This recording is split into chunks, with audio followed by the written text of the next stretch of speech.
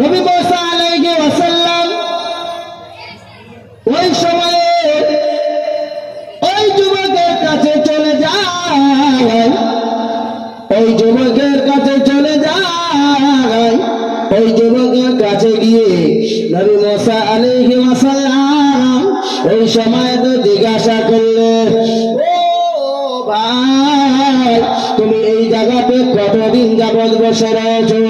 না না না না, তুমি এই জায়গাতে কেন বসে বসে জিকিরে মুশকিল হয়ে রয়েছো? ও আল্লাহ পাকের বান্দা, ও আল্লাহ পাকের বান্দা, ও জিকির গুজার বান্দা, তুমি এই জায়গাতে কতদিন যাবত বসে রয়েছো? একটুখানি আমাকে বলে দাও। আর কেন কিসের আশায় এই জায়গাতে বসে রয়েছো আমাকে একটু বলো। তুমি